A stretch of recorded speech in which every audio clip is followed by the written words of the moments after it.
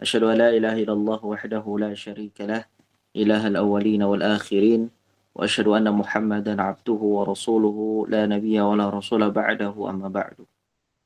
Alhamdulillah, segala puji bagi Allah Rabbul Alamin atas segala nikmat yang Allah Azza wa Jalla limpahkan kepada kita semua, dan juga atas kemudahan yang Allah Tabaraka wa Ta'ala berikan kepada kita, hingga pada kesempatan kali ini kita dapat kembali bertemu dalam majelis ilmu di dalam membahas dan mengkaji kitab Tauhid jilid yang kedua, di mana pada pertemuan yang lalu kita sudah memulai ya dengan pasal yang pertama dan pasal yang kedua.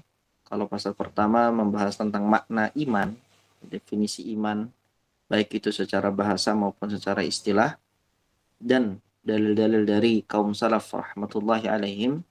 Begitu juga kita sudah membahas tentang hakikat iman yang ada di pasal yang kedua, baik itu dari ciri-ciri sifat-sifat orang-orang yang beriman sampai perbedaan antara Islam dengan iman itu sendiri. Walillahil hamdu wal minnah. Baik, pada kesempatan kali ini jamaah sekalian dirahmati oleh Allah, kita akan melanjutkan pembahasan kepada pasal yang ketiga berkaitan dengan rukun iman dan cabang-cabangnya. Jadi memang ini sebagai muqaddimah ya, sebelum kita masuk kepada rukun iman yang disebutkan oleh Nabi Shallallahu Alaihi Wasallam dalam hadis Jibril yang panjang. Ya, ini adalah muqaddimah ya, hakikat keimanan, definisi iman, rukun iman dan cabang-cabangnya, kemudian hal-hal yang membatalkan keimanan ya, hal-hal yang dapat mempengaruhi keimanan dari dosa yang besar sampai dosa yang kecil. Nah, ini semua dalam akidah Ahlussunnah wal Jamaah. Yang namanya dosa besar, dosa kecil itu dapat mempengaruhi keimanan, ya, tergantung seberapa besar dosa tersebut. Baik, insya Allah pada kesempatan kali ini kita akan mulai di pasal yang ketiga. Kita minta kepada Ummu Akmal aja deh, Ummu Akmal untuk membantu kita dalam menjadi qari'ah ya. Bismillah. Langsung pasal 3 ya Ustaz. Iya, silakan. Rukun iman dan cabang-cabangnya. Rukun-rukun iman, azkan bentuk jamak dari zuknun. Zuknun asyai berarti sisi sesuatu yang paling kuat. Sedang yang dimaksud rukun iman adalah sesuatu yang menjadi sendi tegaknya iman. Rukun iman ada 6. Iman kepada Allah Subhanahu wa taala. 2. Iman kepada para malaikat. 3. Iman kepada kitab-kitab samawiyah. 4. Iman kepada para rasul. 5. Iman kepada hari akhir. 6. Iman kepada takdir Allah Subhanahu wa taala, yang baik maupun yang buruk. Dalilnya adalah jawaban Rasulullah Shallallahu alaihi wasallam ketika Jibril bertanya kepadanya tentang iman. Engkau beriman kepada Allah, para malaikatnya, kitab-kitabnya, dan para rasulnya, kepada hari akhir, dan engkau beriman kepada takdir yang baik maupun yang buruk. Hadis riwayat Bukhari. Cabang-cabang iman.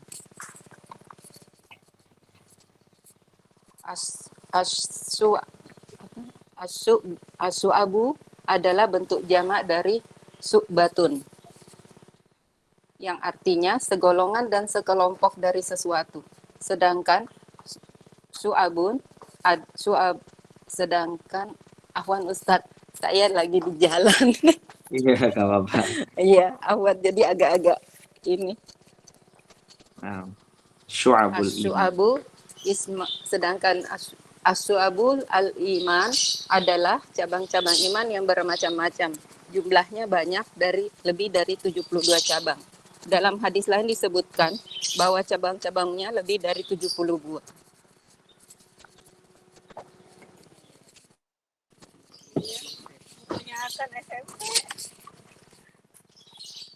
Dalil cabang-cabang iman adalah hadis Muslim dari Abu Hurairah radhiyallahu anhu. Rasulullah alaihi wasallam bersabda, iman itu 70 cabang lebih atau 60 cabang lebih. Yang paling utama adalah ucapan la ilaha illallah, dan yang paling rendah adalah menyingkirkan rintangan gangguan dari Rasulullah alaihi wasallam menjelaskan bahwa cabang yang paling utama adalah tauhid, yang wajib bagi setiap orang, yang mana tidak satu pun cabang iman itu menjadi sah kecuali sesudah sahnya tauhid tersebut. Adapun cabang iman yang paling rendah adalah menghilangkan sesuatu yang mengganggu kaum muslimin. Di antaranya dengan menyingkirkan duri atau batu dari jalan mereka. Lalu di antara kedua cabang tersebut terdapat cabang-cabang lain seperti cinta kepada Rasulullah SAW, cinta kepada saudara muslim, seperti mencintai diri sendiri, jihad, dan sebagainya. Beliau tidak menjelaskan cabang-cabang iman secara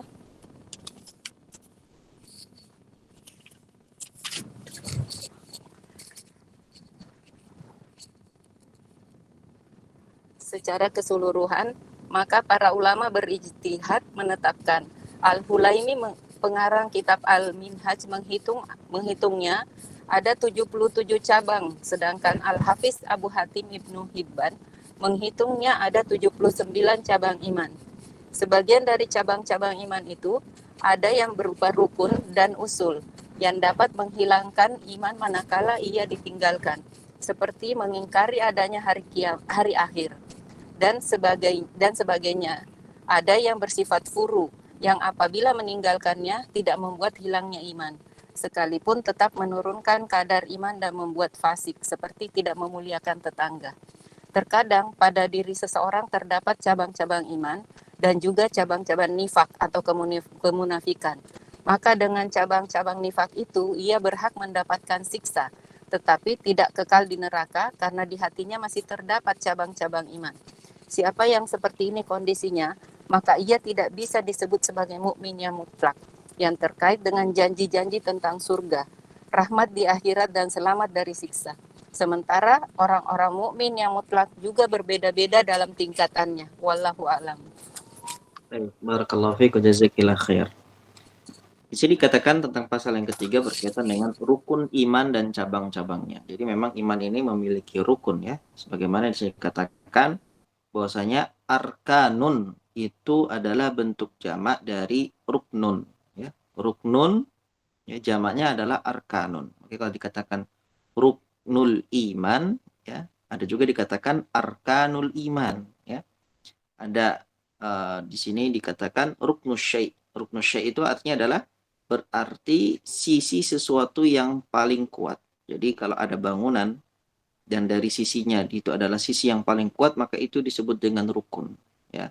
Atau diistilahkan juga dengan tiang ya. Tiang keimanan, rukun-rukun iman seperti itu. Sedang yang dimaksud rukun iman adalah sesuatu yang menjadi sendi tegaknya keimanan. Jadi kalau seandainya ya hal-hal yang dimasukkan oleh Nabi Shallallahu Alaihi Wasallam menjadi rukun iman ini tidak terdapat pada diri seseorang, maka keimanannya itu tidak dikatakan tegak, berarti roboh keimanannya. Dan rukun iman itu ya ada 6, sebagaimana ya hadis Rasulullah Shallallahu Alaihi Wasallam dalam hadis Jibril yang masyhur. Yang pertama adalah iman kepada Allah Azza wa Jalla. Yang kedua iman kepada para malaikat. Yang ketiga adalah iman kepada kitab-kitab samawiyah. Kitab-kitab yang samawi itu maksudnya adalah dari sama ya, dari langit, turun dari langit, turun dari Allah Tabaraka wa Ta'ala. Yang keempat adalah iman kepada para rasul alaihimussalam, iman kepada hari akhir, lalu kemudian yang terakhir adalah iman kepada takdir Allah yang baik maupun yang buruk. Keenam ini ya diambil dari sebuah dalil yang merupakan jawaban Rasulullah Shallallahu Alaihi Wasallam ketika Jibril alaihissalam bertanya kepadanya tentang iman.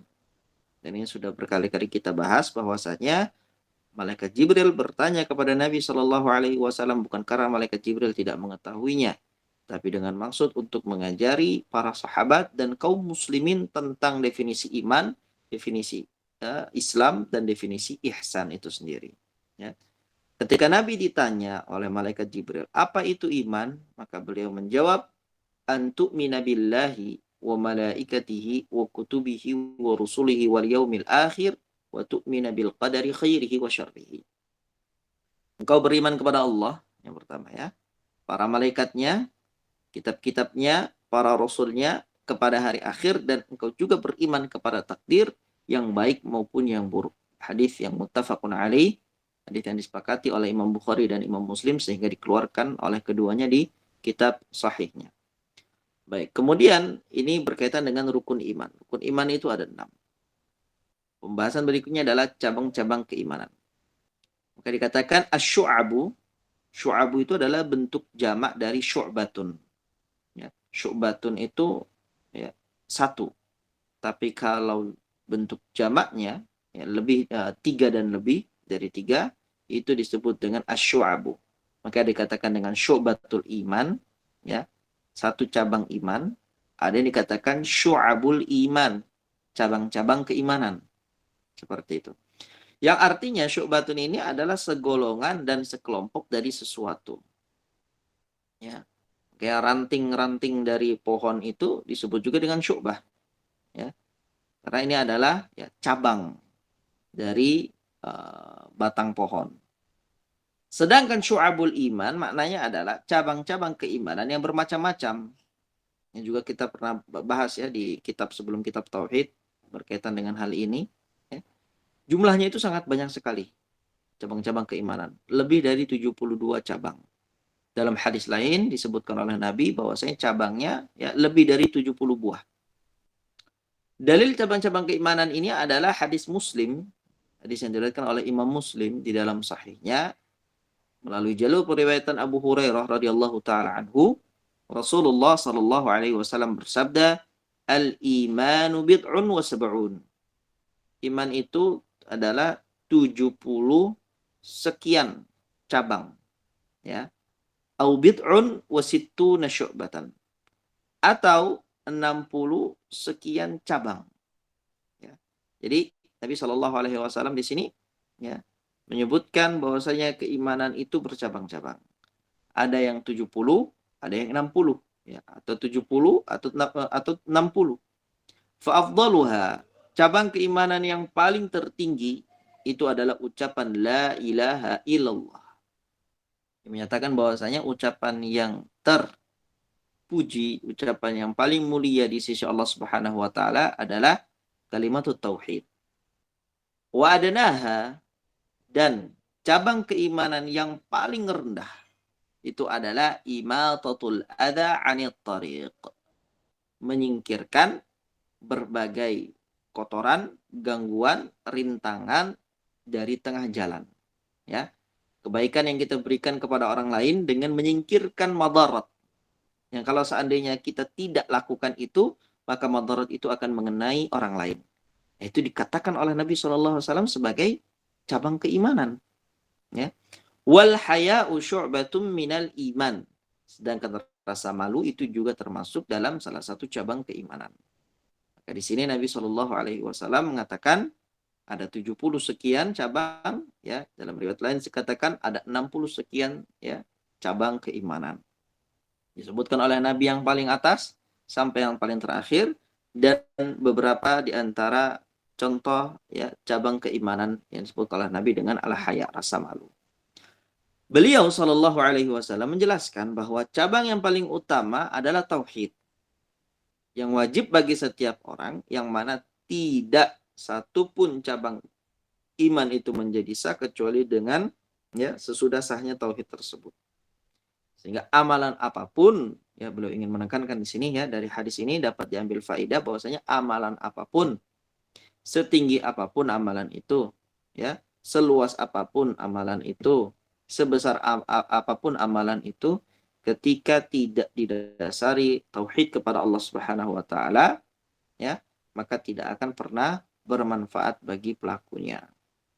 Hingga ini memang ya menunjukkan kepada kita dan mengingatkan kepada kita semua bahwasanya pelajaran ya yang paling mulia di sisi Allah Subhanahu wa taala yang menjadi landasan makrifat seorang hamba, ya, ilmu seorang hamba di dunia ini adalah ilmu tauhid, ya, ilmu tentang keimanan, tentang akidah, tentang tauhid, bagaimana dia dapat mengesahkan Allah Subhanahu wa taala, ya, baik dalam perkara rububiyah, uluhiyah maupun asma wa sifatnya.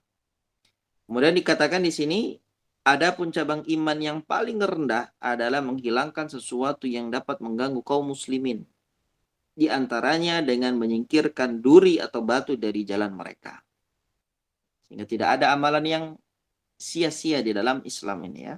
Apapun yang kita berikan, kembali kepada maslahat kaum muslimin, itu dimasukkan oleh Nabi SAW dalam kategori ya, cabang keimanan. Ini juga diantara dalil yang membantah kata orang-orang Murji'ah bahwasanya amalan itu bukan termasuk dari iman. Ya, kayak Ahlussunnah wal Jamaah sepakat bahwasanya iman itu bukan hanya ucapan di lisan, pembenaran di hati, tetapi juga amalan yang dilakukan oleh anggota badan. Dalam hadis ini, Nabi mengucapkan imatatul adha, menyingkirkan gangguan dari jalan, itu termasuk dari keimanan. Ya, ini menunjukkan bahwasanya amalan itu adalah iman. Baik. Kemudian di sini dikatakan, lalu di antara kedua cabang tersebut terdapat cabang-cabang lain seperti cinta kepada Rasulullah SAW. Ini berkaitan dengan amalan hati. Ya. Cinta kepada saudara muslim seperti mencintai diri sendiri. Ini juga amalan hati. Yang nampak kemudian dibenarkan oleh lisan maupun dengan anggota badannya. Lalu di antara ya, cabang tersebut adalah jihad dan sebagainya. Beliau tidak menjelaskan cabang-cabang iman secara keseluruhan. Nabi SAW tidak menyebutkan semuanya. Karena memang sangat banyak sekali. Ya. Maka para ulama berijtihad menetapkan ya, cabang-cabang iman itu. Al-Hulaimi, pengarang kitab Al-Minhaj, menghitungnya ada 77 cabang. Ya, tadi disebutkan 70 sekian cabang. Ada lagi 60 sekian cabang. Nah, Nabi menyebutkan hanya yang di atas dan yang di bawah. Kemudian ada sebutan al-haya. Nabi tidak menyebutkan secara terperinci. Nah, di antara para ulama itu ada yang berijtihad menetapkan cabang-cabang keimanan itu, di antaranya adalah Al-Hulaimi, pengarang kitab Al-Minhaj, menghitungnya ada 77 cabang. Sedangkan Al-Hafidh Abu Hatim Ibnu Hibban menghitungnya ada 79 cabang keimanan. Ya. Dan ini di kitab sebelumnya, alhamdulillah sudah kita pernah bahas ini semua ya. Walillahil hamdu wal minnah. Baik, kemudian sebagian dari cabang-cabang iman itu ada yang berupa rukun dan ada yang berupa usul. Yang harus dibedakan ya antara rukun dan usul. Yang dapat menghilangkan iman manakala ia ditinggalkan seperti mengingkari adanya hari akhir. Jadi kalau dengan bahasa yang simple, usul itu adalah pondasi, ya. Rukun itu adalah tiang. Suatu bangunan itu tidak akan berdiri tegak ketika usul dan rukunnya dalam perkara-perkara akidah itu kropos. Ya. Makanya dikatakan di sini kalau ada perkara rukun dan perkara usul yang hilang dari keimanan, maka itu secara otomatis dapat menghilangkan keimanan itu sendiri. Ketika amalan itu ditinggalkan. Ya. Atau ketika amalan itu dilakukan. Seperti ada orang yang mengingkari kiamat. Ada orang yang mengingkari ya al-jaza, pembalasan dari Allah Subhanahu wa taala pada hari akhir. Ada yang mengingkari siksa kubur, ada yang mengingkari ya al-mizan, as-sirat dan berbagai hal yang terjadi di hari akhir. Maka yang dikatakan usul imannya atau rukun imannya itu sudah hancur. Dan sebagian lain, cabang-cabang keimanan itu ada yang bersifat furu'. Tadi ada yang bersifat usul, sekarang ada yang bersifat furu'. Furu' ini yang dikatakan apabila meninggalkannya tidak membuat hilangnya iman. Imannya berkurang, iya berkurang. Tetapi imannya tidak menghilang. Tidak seperti hal-hal yang usul tadi. Kalau hal-hal usul tadi dilakukan, ya hilang imannya secara otomatis. Secara keseluruhan. Tapi kalau yang furu', imannya tidak hilang, tetapi berkurang. Kayak dikatakan, ya, furu ini apabila meninggalkannya tidak membuat hilangnya iman sekalipun tetap menurunkan kadar keimanan dan membuatnya menjadi fasik. Seperti tidak memuliakan tetangga. Nabi SAW dalam hadisnya, "Man kana yu'minu billahi wal yaumil akhir falyukrim jarahu." Siapa di antara kalian yang beriman kepada Allah dan hari akhir, maka hendaknya dia memuliakan tetangganya. Baik, kemudian dikatakan terkadang pada diri seseorang terdapat cabang-cabang iman dan juga cabang-cabang nifak. Ya, terdapat cabang-cabang keimanan, juga terdapat cabang-cabang kemunafikan. Maka dengan cabang-cabang nifak itu ia berhak mendapatkan siksa tetapi tidak kekal di neraka. Karena di hatinya masih terdapat cabang-cabang keimanan. Ini contohnya seperti apa ya? Contohnya seperti sebuah hadis Nabi Shallallahu Alaihi Wasallam ketika mengucapkan hadis ya, arba'un man kunna fihi kana munafiqan mahdan atau khalisan ya. Ada 4 perkara kata Nabi Shallallahu Alaihi Wasallam ya, kalau dia terdapat pada diri seorang muslim ya, secara keseluruhan sifat-sifat itu maka dia adalah orang munafik tulen. Tetapi ketika hanya salah satu maka dikatakan terdapat pada dirinya salah satu sifat orang munafik. Dalam riwayat lain dikatakan ya, ayatul munafiqi thalath ya. Dalam riwayat lain dikatakan ciri-ciri orang munafik itu tiga. Ya, di antaranya adalah ketika dia berbicara dia berdusta, gemar berdusta dalam berbicara, tidak menepati janji, ya. Kemudian ketika dia berselisih, dia berbuat curang, ya, berjanji diingkari. Ketika dia diberikan amanah, dia berkhianat. Nah, ini kalau semuanya tergabung dalam diri seseorang, maka dikatakan oleh Nabi dia adalah orang munafik tulen. Tapi kalau hanya ada sebagian sifat, maka tidak dikatakan ya dia adalah orang munafik. Ya. Tapi dikatakan seorang mukmin yang terdapat pada dirinya beberapa sifat orang munafikin. Ya, dikatakan di sini ya, terkadang pada diri seseorang itu terdapat cabang iman, juga terdapat cabang-cabang kenifakan. Dan tidak dikatakan di sini usul ya, tapi katakan syu'ab. Ya. Maka dengan cabang-cabang nifak itu ia berhak mendapatkan siksa. Ketika ada seorang mukmin, dia diberikan amanah, dia berkhianat, baik dalam posisi ini, ya, maka dia berhak mendapatkan siksa. Tetapi dengannya dia tidak kekal dalam neraka, tidak seperti keadaan orang munafik tulen. Ya. Kenapa? Karena di hatinya masih dapat cabang-cabang keimanan. Siapa yang seperti ini kondisinya, maka ia tidak bisa disebut sebagai mukmin yang mutlak. Ini kondisinya tidak dapat disebut sebagai seorang mukmin yang mutlak. Yang terkait dengan janji-janji dengan tentang surga, rahmat di akhirat, dan selamat dari siksa. Sementara orang-orang mukmin yang mutlak juga berbeda-beda dalam tingkatannya. Wallahu ta'ala alam. Tidak termasuk orang-orangnya as-sabiqun al-awwalun yang masuk ke dalam surga. Orang-orang yang mendahului kaum mukminin lainnya dalam masuk ke surga. Itu di sini sebagaimana kita ketahui, keimanan itu memiliki darajat, ya, memiliki tingkatan-tingkatan. Sebagaimana kekufuran dan kenifakan itu juga memiliki tingkatan-tingkatan. Dikatakan oleh penulis wallahu a'lam. Baik, soal-soal latihan pasal 3, di sini ada 5 pertanyaan. Yang pertama, apa perbedaan antara rukun iman dengan cabang-cabang iman? Ya. Kemudian yang kedua adalah apakah rukun-rukun iman itu atau apa rukun-rukun iman itu dan apa dalilnya? Lalu yang ketiga, apakah rukun iman dan cabang-cabangnya bernilai sama dalam i'tiqad dan pengamalannya? Dan yang keempat, apakah bisa berkumpul antara iman dan nifak pada diri seseorang dan apa hukum orang demikian? Ya. Yang kelima, siapakah orang mukmin yang mutlak itu? Baik. Kita minta kepada jamaah sekalian untuk menjawab satu persatu ya pertanyaan yang ada pada pasal 3 ini. Kita mulai dari soal pertama. Mohon Ibu Ummu Fatir untuk menjawab.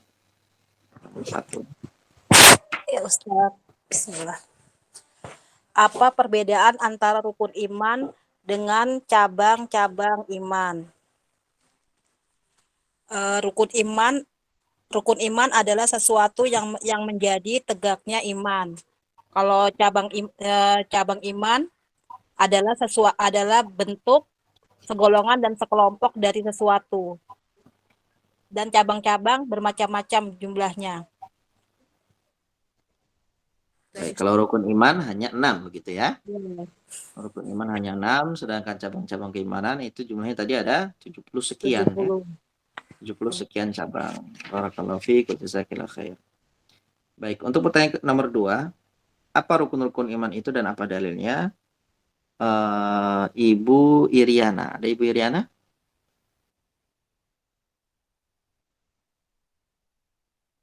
Tidak ada ya. Ibu Siska kalau begitu. Naam, Ustaz. Nah, Apakah rukun-rukun iman itu dan apa dalilnya? Rukun iman itu ada 6. Iman kepada Allah, kepada malaikat, kepada rasul, kepada kitabnya, kepada para rasul, kepada hari akhir, dan iman kepada qada takdir Allah Ta'ala. Dalilnya hadis Jibril. Demikian. nah, iya benar. Dalilnya adalah hadis Jibril ya. Hadis Jibril ya. Baik. Barakallahu fiik wa jazakillah khair. Untuk pertanyaan nomor 3, ya, apakah rukun iman dan cabang-cabangnya itu bernilai sama dalam i'tiqad dan pengamalannya? Ibu Tika. Nah, Ustaz. Apakah rukun iman dan cabang-cabangnya bernilai sama dalam i'tikad dan pengamalannya? Tidak sama. Tidak sama. Iya. Bagaimana penjelasannya? Karena cabang-cabang iman tidak bernilai dengan tidak tegaknya rukun iman atau tidak sahnya iman. Saya begitu. Begitu Kak Ustaz. Sebenarnya apakah rukun iman itu dan cabang-cabangnya bernilai sama dalam i'tiqad dan pengamalannya? Rukun iman ini beda dengan cabang-cabang keimanan, ya. Kalau dikatakan rukun iman itu, maka rukun iman itu hanya 6, sedangkan cabang-cabang keimanan itu banyak. Nah, di antara cabang-cabang keimanan itu ada yang rukun dan ada yang usul, sebagaimana tadi kita jelaskan, ya. Jadi kalau dikatakan cabang-cabang keimanan ini lebih umum dibandingkan dengan rukun. Jadi rukun iman itu masuk ke dalam lingkup cabang-cabang keimanan. Begitu ya. Karena cabang-cabang keimanan itu terdiri dari yang rukun usul dan terdiri dari yang furu'. Rukun usul itu yang kalau dilakukan, ya, kalau ditinggalkan maka dia hilang keimanannya, ya.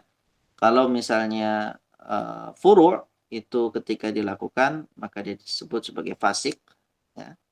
Ketika ditinggalkan maka dia disebut sebagai fasik, tetapi imannya tidak menghilang, ya. Ada yang mengkafirkan dan ada yang tidak mengkafirkan, seperti itu simpelnya.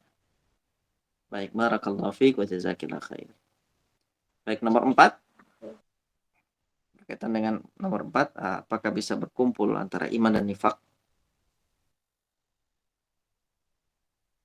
Ibu Juniba. Bismillah, Ustaz. Ya, Ustaz. Apakah bisa berkumpul antara iman dan nifak pada diri seseorang dan apa hukum orang demikian? Jawabnya, terkadang pada diri seseorang terdapat cabang-cabang iman dan juga cabang-cabang kemunafikan.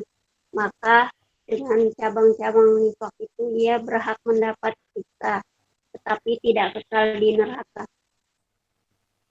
Ya, ini kalau ya, memang kenifakan yang dia lakukan itu termasuk kenifakan yang tidak mengeluarkan dari Islam, ya, tidak mengeluarkan dari iman. Dalam arti kata, kenifakannya itu adalah nifak amali, ya, sebagaimana disebutkan tadi kan, dia berbohong, ya.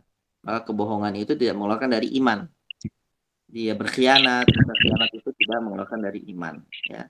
Kemudian dia berbuat curang ketika berselisih, maka ini juga tidak disebut sebagai kekafiran yang mengeluarkan dari keimanan. Jadi kalau memang itu hanya bersifat, ya, sifat-sifat orang munafikin, sebagian sifat-sifat orang munafikin, maka dengannya tidak menjadi seseorang itu kafir, ya. Tetapi kalau, ya, memang terdapat pada dirinya adalah nifak yang i'tiqadi, Enggak kedengaran. Nah, ya Bu Juniba sudah di Ustaz. Baik, nah. Kalau di dalam dirinya terdapat nifak i'tiqadi, nifak yang terdapat dalam hati keyakinan, dalam arti kata dia menyembunyikan kekufuran dan menampakkan keimanan, maka orang yang seperti ini tetap dihukumi sebagai, ya, orang munafik tulen. Berbeda dengan yang tadi yang hanya sekedar beberapa sifat munafikin yang Nabi SAW sebutkan dalam hadisnya. Jadi dalam perkara ini ada tafsil ya, ada rincian ya antara yang nifak amali dengan nifak i'tiqadi. Baik, kemudian yang terakhir, siapakah orang mukmin yang Ustaz, mutlak? Afwan Ustaz, boleh tambah sedikit biar jelas Ustaz sebelum masuk ke Silakan. 5 Ustaz. Masalahnya Ya. tadi nifak, tadi yang Ustaz menyampaikan sifat munafik itu kan ada 4 ya Ustaz. Ini berarti yang amali ya Ustaz, Amali, benar. amali ya. Artinya Ya. kalau yang disebutnya itikodi tadi itu kekal di dalam neraka ya Ustaz, kafir tule berarti ya. Kafir tulen. Ya, Ustaz, maksudnya bisa dibedakan artinya yang itikodi itu yang sebagaimana di suratnya Nisa disebutkan bahwa dikerak neraka ya Ustaz. Begitu ya? Benar. Ya, itu Baik, orang-orang yang melakukan nifak i'tiqadi. Ustaz, jazakallah khair. Amin wa yakin. Baik, yang kelima, siapakah orang mukmin yang mutlak itu? Ibu Endang, ada Ibu Endang? Iya, Ustaz. Nah, baik, silakan. Siapakah orang mukmin yang mutlak itu? Yang tadi mukmin mutlak itu yang di dalamnya terdapat iman dan juga cabang-cabang iman dan juga terdapat cabang-cabang nifak atau kemunafikan yang amali. Itu bukan mukmin yang mutlak ya. Itu mukmin yang terdapat dalam dirinya cabang-cabang kenifakan. Ya. Jadi kalau memang ada cabang-cabang kenifakan, dia bukan mukmin yang mutlak. Maka dikatakan di sini, siapa yang seperti itu kondisinya, maka ia tidak bisa disebut sebagai seorang mukmin yang mutlak. Berarti kalau ditanya siapa mukmin yang mutlak itu sebaliknya. Yang tidak ada itu yang benar, ya. Seorang mukmin yang dalam dirinya hanya terdapat cabang-cabang keimanan, tidak terdapat cabang-cabang kenifakan. Ini disebut sebagai seorang mukmin yang mutlak. Alhamdulillah, barakallahu fikum wa jazakumullah khair. Baik, pasal keempat berkaitan dengan hal-hal yang membatalkan keimanan. Nah, dalam perkara ini, dalam pembahasan ini, ya, sangat penting bagi seorang mukmin untuk mempelajarinya. Kenapa? Karena jangan sampai dia mengira bahwasanya ketika dia sudah masuk ke dalam Islam, ya, tidak mungkin dia keluar dari Islam itu. Ya. Tidak mungkin dia imannya batal.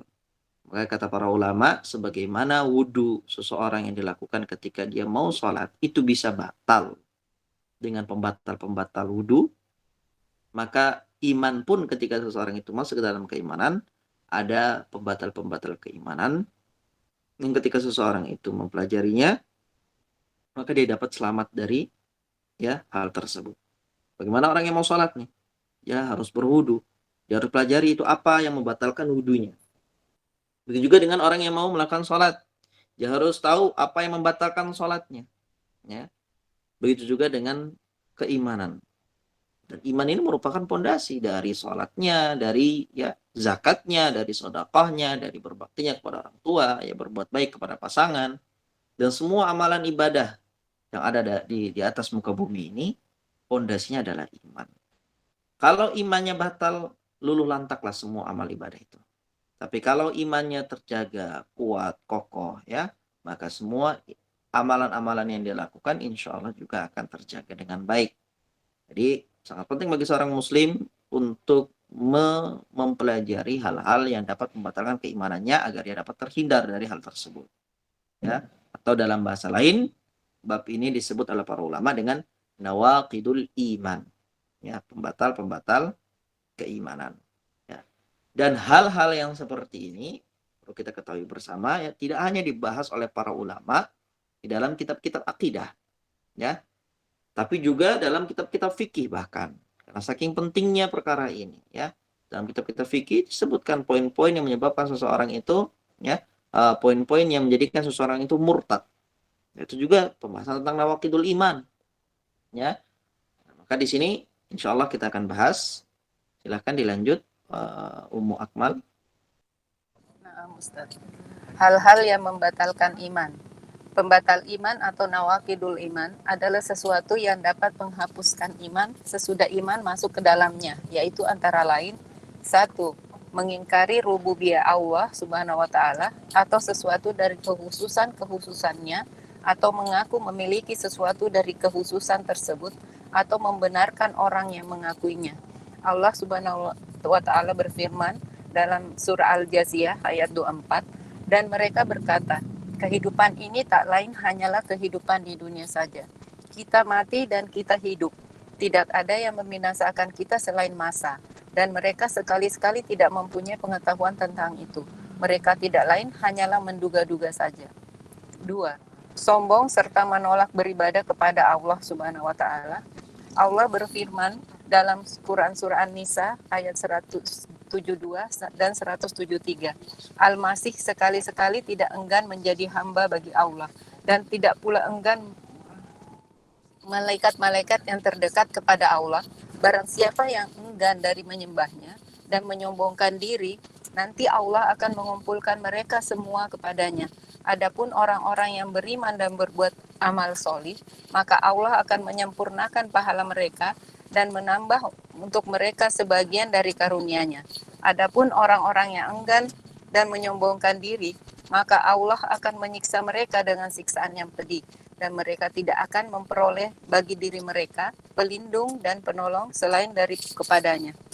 3. Menjadikan perantara dan penolong yang ia sembah atau ia mintai pertolongan selain Allah Subhanahu wa taala. Allah berfirman, dan mereka menyembah selain Allah apa yang tidak dapat mendatangkan kemudaratan kepada mereka dan tidak pula kemanfaatan, dan mereka berkata, mereka itu adalah pemberi syafaat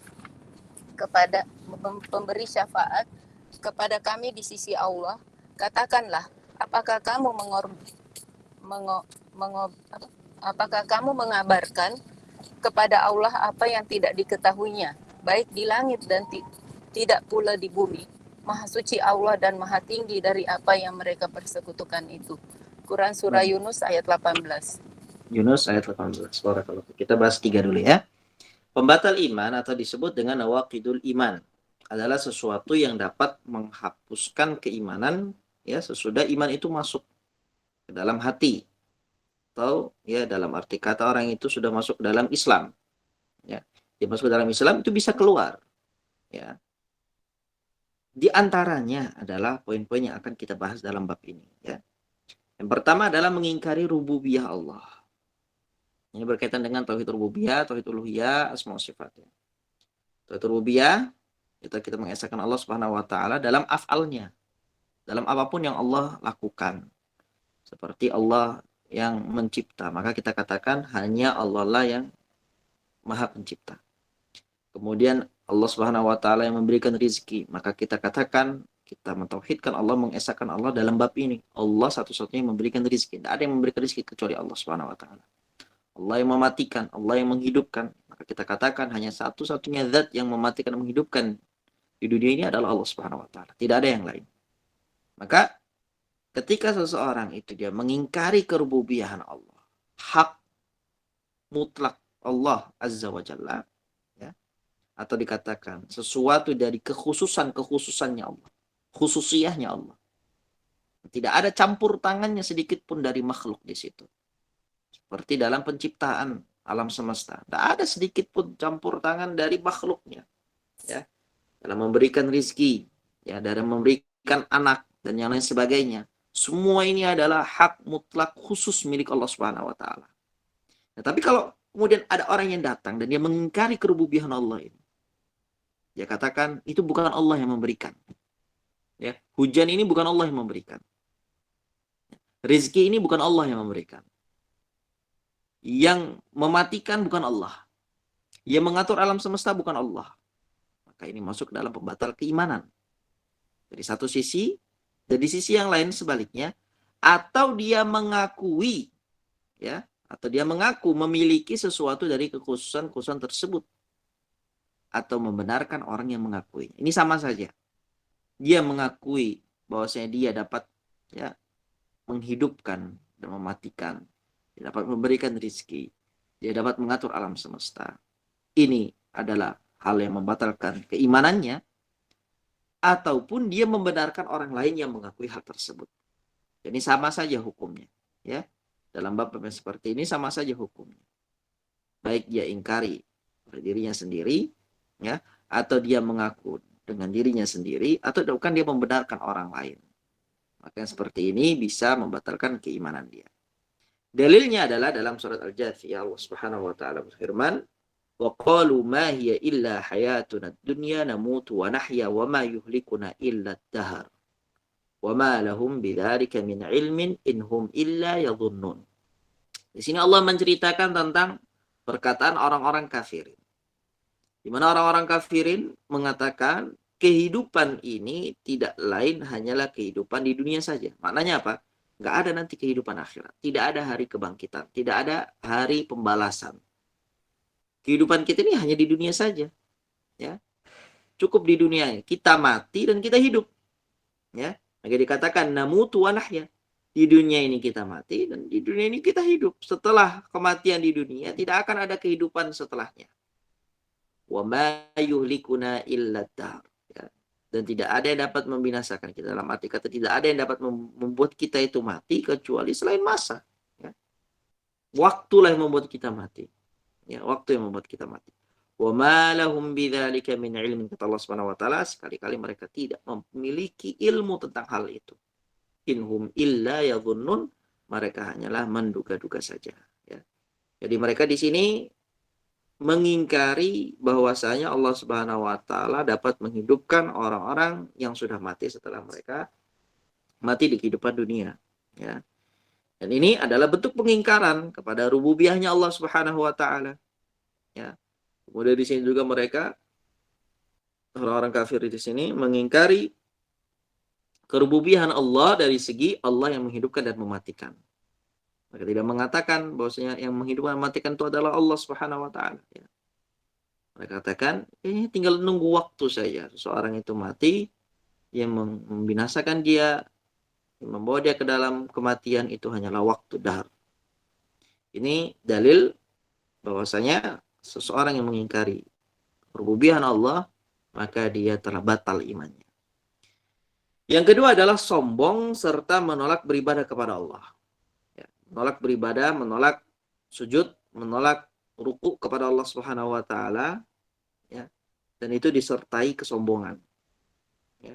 Baik sombong maupun tidak, ya. Tapi di sini pembahasan yang dibahas oleh beliau, ya, adalah sombong. Sombong dalam menolak beribadah kepada Allah. Jadi katakan dalam dalilnya surat An-Nisa 172 sampai 173 Allah berfirman, "La yastankifal masihu ay yakuna 'abada lillahi walal malaikatul muqarrabun." Nabi Isa alaihissalam itu sekali-kali tidak pernah enggan untuk menjadi hambanya Allah. Ya. Dan tidak pernah pula enggan pula siapa? Para malaikat yang dekat kepada Allah. Semuanya tunduk dan patuh kepada Allah Subhanahu wa taala. Nabi Isa itu adalah hambanya Allah, para malaikat juga hambanya Allah. Ya. Makanya Allah sebutkan, "Wa may yastankif an ibadatihi wa yastakbir fasayahsyuruhum ilaihi jami'a."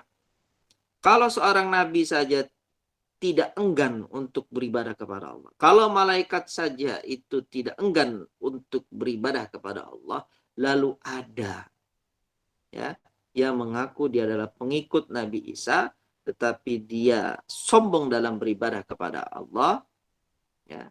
Dalam arti kata di sini Allah sebutkan yastakbir, dia menyombongkan dirinya tidak mau untuk beribadah kepada Allah, maka Allah sebutkan nanti Allah akan mengumpulkan mereka semua, ya, kepadanya.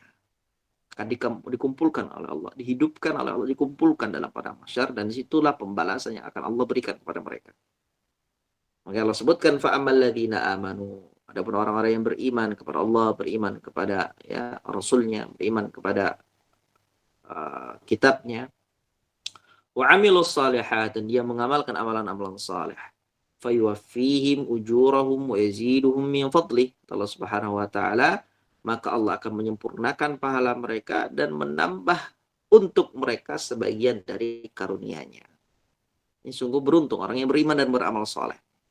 Wa amal ladzina istankafu wastakbaru, adapun orang yang sombong, ya, enggan untuk beribadah kepada Allah, fayu'adzibuhum 'adzaban alima, maka mereka akan disiksa oleh Allah Subhanahu wa taala dengan azab dan siksa yang pedih.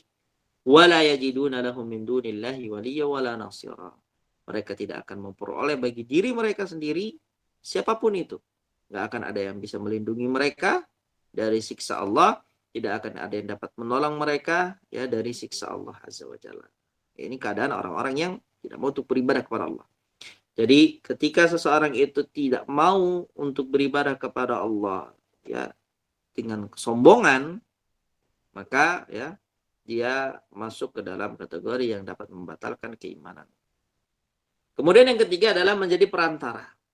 Menjadikan perantara ya. Dia jadikan perantara dan penolong yang ia sembah atau ia mintai pertolongan selain Allah. Ini orang-orang yang ya menjadikan perantara itu sebagai sesembahan.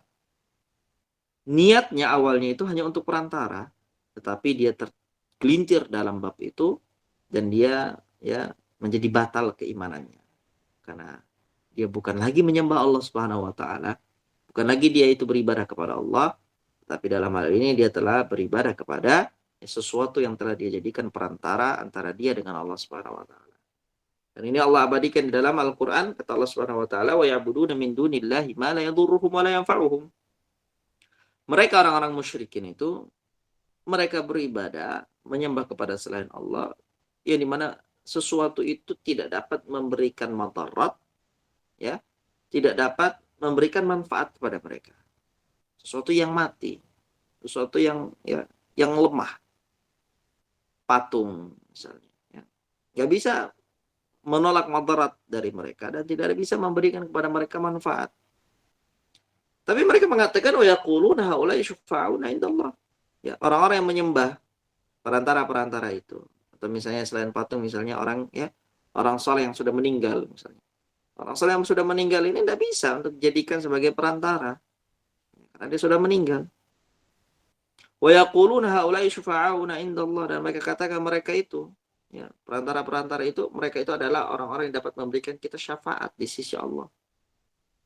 Allah sebutkan qul atunabbi'unallaha bima la ya'lamu fis samawati wala fil ard subhanahu wa ta'ala amma yusyrikun. Subhanahu wa ta'ala ya firman, katakanlah kepada mereka, apakah kalian mengabarkan kepada Allah apa yang tidak diketahuinya baik di langit dan tidak pula di bumi? Apakah yang kalian katakan itu Allah Subhanahu wa taala tidak tahu dan kalian baru kasih tahu?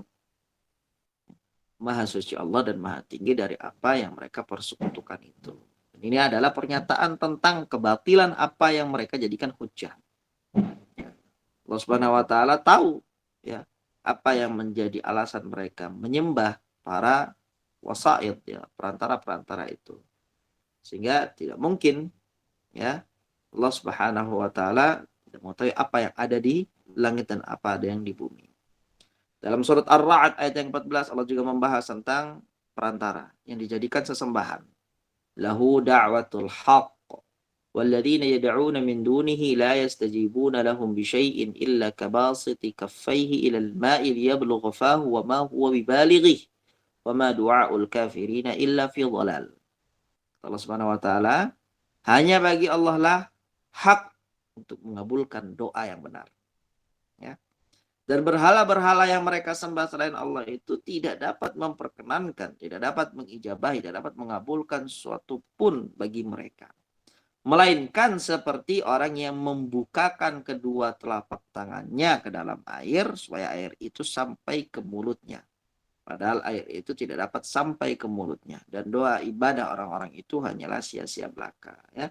Barat ada orang yang kemudian membuka kedua tangannya ya. Dibuka seperti ini. Dia masukkan ke dalam air, diangkat untuk dia minum. Gak bisa. Karena dia tidak kumpulkan seperti ini ya. Dia buka tangannya. Ini kabal siti kafai. Telapak tangan yang dibuka ini tidak dapat ya menjadi perantara untuk kita minum. Itu adalah permisalan yang Allah berikan sebagaimana orang-orang yang menjadikan ya sesembahan mereka itu adalah perantara-perantara yang mereka sembah. Itu tidak akan sampai ya. Mereka itu tidak dapat mengijabahi doa-doa mereka. Kalau mau berdoa itu langsung kepada Allah Subhanahu wa taala. Ya, bukan kita meminta kepada perantara, ya. Tidak dapat memberikan manfaat, tidak dapat menolak mudarat dari kita. Kayak dikatakan dipermisalkan oleh Allah Subhanahu wa taala, ya, orang-orang yang meminta kepada berhala-berhala, ya, yang meminta kepada sesuatu yang mati, maka mereka itu tidak dapat memberikan dan mengijabahi doa-doa mereka. Tidak bisa mengabulkan doa-doa mereka. Baik, ini ya 3 hal termasuk pembatal keimanan. Yang pertama adalah mengingkari kerububian Allah, yang kedua sombong dalam menolak ibadah kepada Allah Subhanahu wa taala. Secara keseluruhan tidak mau dia untuk beribadah kepada Allah karena kesombongan dirinya. Dan yang ketiga menjadikan perantara ya antara dirinya dengan Allah itu sebagai sesembahannya. Ini pembatal keimanan. Baik, keempat silakan dibaca Ibu.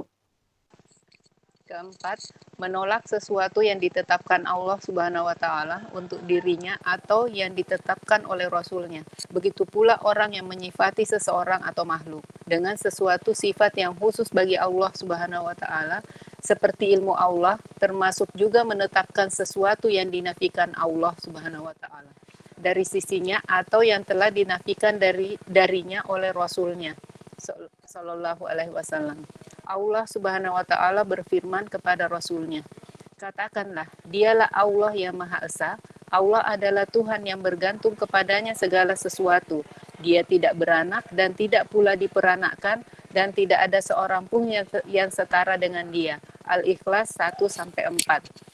Hanya milik Allah asma husna, maka mohonlah kepadanya dengan menyebut asma husna itu, dan tinggalkanlah orang-orang yang menyimpan dari kebenaran dalam menyebut nama-namanya. Nanti mereka akan mendapat balasan atas apa yang mereka kerjakan. Al-A'raf 180. Tuhan yang menguasai langit dan bumi dan apa-apa yang ada di antara keduanya. Maka sembahlah Dia dan berteguh hatilah dalam beribadat kepadanya. Apakah kamu mengetahui ada seseorang yang sama dengan Dia yang patut disembah? Surah Maryam ayat 65. Yang kelima, mendustakan Rasulullah Shallallahu alaihi wasallam tentang sesuatu yang beliau bawa. Allah Subhanahu wa taala berfirman, dan jika mereka mendustakan kamu, maka sesungguhnya orang-orang yang sebelum mereka telah mendustakan rasul-rasulnya. Kepada mereka telah datang rasul-rasulnya dengan membawa mukjizat yang nyata, Zabur dan kitab yang memberi penjelasan yang sempurna. Kemudian aku azab orang-orang kafir, maka dilihatlah bagaimana hebatnya akibat kemurkaanku. Fatir 25-26. 6. Berkeyakinan bahwa petunjuk Rasulullah Shallallahu alaihi wasallam tidak sempurna atau menolak sesuatu hukum syara yang telah Allah Subhanahu wa taala turunkan kepadanya, atau meyakini bahwa selain hukum Allah Subhanahu wa taala itu lebih baik, lebih sempurna dan lebih memenuhi hajat manusia, atau meyakini kesamaan hukum Allah dan Rasulnya dengan hukum yang selainnya, atau meyakini dibolehkannya berhukum dengan selain hukum Allah. Allah Subhanahu wa taala berfirman, apakah kamu tidak memperhatikan orang-orang yang mengaku dirinya telah beriman kepada apa yang diturunkan kepadamu dan kepada apa yang diturunkan kepada kamu? Mereka hendak berhakim kepada togut itu, padahal mereka telah diperintah mengingkari togut itu, dan setan bermaksud menyesatkan mereka dengan penyesatan yang sejauh-jauhnya. An-Nisa 60. Maka demi Tuhanmu, mereka pada hakikatnya tidak beriman hingga mereka menjadikan kamu hakim dalam perkara yang mereka perselisihkan. Kemudian mereka tidak merasa keberatan dalam hati mereka terhadap putusan yang kamu berikan, dan mereka menerima dengan sempurna. Quran Surah An-Nisa ayat 65. Barang siapa yang tidak memutuskan perkara menurut apa yang diturunkan Allah, maka mereka itu adalah orang-orang yang kafir. Al-Maidah 44. 7. Baik, di sini ya ada beberapa poin yang sudah dibahas. Ada 3 poin tambahan berkaitan dengan hal yang membatalkan keimanan. Setelah membahas tentang 3 poin pertama, di poin yang keempat disebutkan di antara hal yang membatalkan keimanan itu adalah menolak ya, sesuatu yang ditetapkan Allah untuk dirinya atau yang telah ditetapkan oleh Rasulnya.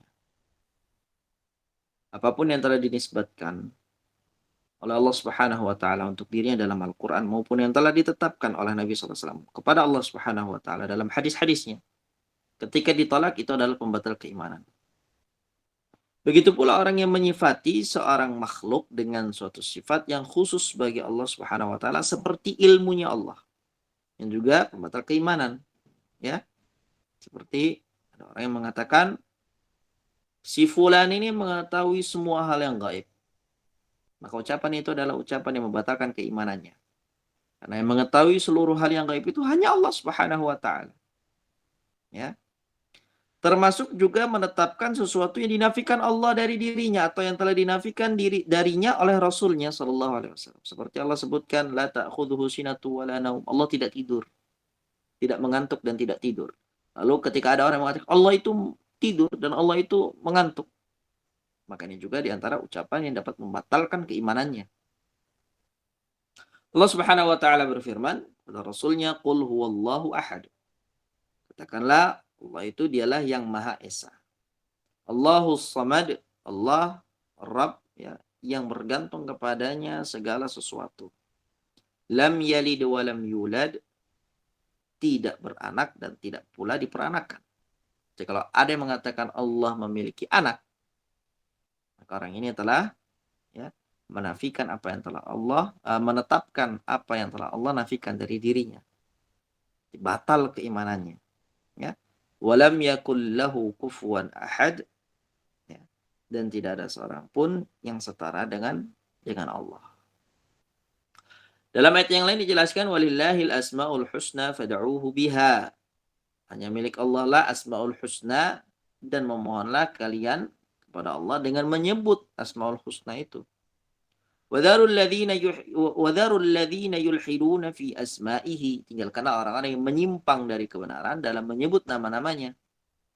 Sayajzauna ma kanu ya'malun. Nanti mereka akan mendapatkan balasan atas apa yang mereka kerjakan. Ya. Ilhad dalam asma sifat ini, ya, termaksud dari menolak apa yang telah Allah tetapkan. Ya. Allah sudah tetapkan suatu nama antara asmaul husna, tapi dia ingkari. Termasuk dengan ilhad, ya, menyimpang. Rabbus samawati wal ardi wa ma bainahuma fa'budahu wastabir li'ibadatihi hal ta'lamu lahu samiyya. Rabb yang menguasai langit dan bumi dan apa-apa yang ada di antara langit dan bumi, maka sembahlah Allah dan berteguh hatilah dalam beribadah kepadanya. Maka kata Allah Subhanahu wa taala, hal ta'lamu lahu samiyya? Apakah kalian mengetahui ada sesuatu yang sama dengan dia yang patut untuk disembah? Gak ada. Ya, tidak ada. Jadi di antara pembatal keimanan berikutnya adalah menolak sesuatu yang telah Allah tetapkan, ya, atau menetapkan sesuatu yang telah Allah nafikan. Baik. Kemudian yang kelima adalah mendustakan Rasulullah Sallallahu Alaihi Wasallam tentang sesuatu yang beliau bawa.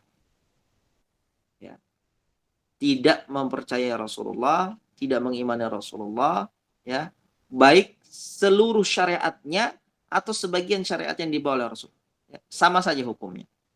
Ketika ada yang menolak seluruh ajaran Nabi SAW, maka dia dihukumi batal keimanannya.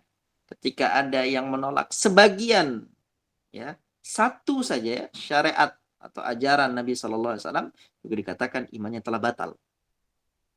Maka dikatakan dalam surat Fatir Allah Subhanahu wa taala 25 sampai 26, wa iyyukadzibuka faqad kadzdzaba alladziina min qablihim ja'atuhum rusuluhum bil bayyinati wa bil zuburi wa bil kitabil munir tsumma akhadtu alladziina kafaru fa kaifa kana nakir. Dan jika mereka mendustakanmu wahai Muhammad, maka sesungguhnya orang-orang sebelum mereka telah mendustakan para rasulnya Allah. Kepada mereka telah datang rasul-rasulnya dengan membawa mukjizat yang nyata, Zabur dan kitab yang memberikan penjelasan yang sempurna. Kemudian aku azab orang-orang kafirin, ya, maka lihatlah bagaimana hebatnya akibat kemurkaanku. Maka di sini Allah Subhanahu wa taala menjelaskan, ya, di antara sifat orang-orang kafirin itu adalah mendustakan ajaran yang dibawa oleh Nabi Muhammad. Makanya haram bagi seorang muslim untuk mendustakan, untuk menolak berbagai syariat yang telah dibawa oleh Nabi Muhammad Sallallahu Alaihi Wasallam. Ya, baik. Kemudian yang keenam, berkeyakinan bahwa petunjuk Rasulullah Sallallahu Alaihi Wasallam tidak sempurna. Ya, petunjuknya Rasul itu tidak sempurna. Ya, maka ini ucapan yang membatalkan keimanannya. Ada juga yang mengatakan atau menolak suatu hukum syara' atau syariat ya yang telah Allah Azza wa Jalla turunkan kepadanya. Ya. Jadi kan ketika seorang mukmin itu ya dia menerima syariatnya Nabi Muhammad. Ketika dia terima, berarti syariat yang lain dibatilkan oleh dia. Tapi kalau orang yang batal keimanannya di sini disebutkan ya, dia meyakini syariatnya Nabi Muhammad tidak sempurna. Tidak sempurna. Walaupun dia menampakkan syiar-syiar keislaman, tapi kalau dia berkeyakinan, keyakinan adalah di dalam hati. Ketika dia berkeyakinan bahwasanya syariat yang dibawa oleh Nabi Muhammad ini tidak sempurna, ya, maka dalam kondisi seperti itu imannya batal. Ataupun dia menolak syariat yang dibawa oleh Nabi Muhammad SAW, baik sebagian maupun keseluruhan. Ini juga membatalkan keimanannya. Atau meyakini bahwa selain hukum Allah Azza wa Jalla itu lebih baik, lebih sempurna, dan lebih memenuhi hajat manusia dibandingkan dengan hukumnya Allah. Ini juga adalah pembatal keimanan. Ya. Sehingga memang harus hati-hati kita dalam bab ini. Ya. Jangan sampai ya di dalam bab ini kita tergelincir. Ya. Jadi walaupun seseorang itu ya dia melakukan sholat, dia menutup auratnya, dia melakukan berbagai kebaikan apapun, setinggi apapun, ketika keimanannya itu ya hilang karena dia tergelincir dalam bab ini, maka seluruhnya akan ditolak oleh Allah Subhanahu wa taala. Ya, hati-hati. Ya. Jangan sampai kita meyakini ada hukum selain hukum Allah yang lebih sempurna, yang lebih memenuhi kebutuhan manusia, yang lebih baik dibandingkan hukumnya Allah Subhanahu wa taala. Ya. Maka tadi ya kita sebutkan ya ini adalah diantara pembatal keimanan. Atau dia meyakini kesamaan hukum Allah dan Rasulnya dengan hukum yang selainnya. Hukum manusia dengan hukumnya Allah sama. Dia katakan sama saja, batal imannya. Ya. Begitu juga dia katakan hukumnya manusia lebih baik dibandingkan hukumnya Allah, batal juga keimanannya. Memang Allah itu hanya ingin kita itu untuk menerima hukumnya Allah Subhanahu wa taala dan meyakini bahwasanya hukum Allah itu adalah hukum yang paling sempurna. Maka dengan inilah seorang mukmin dikatakan dia adalah mukmin yang hakiki.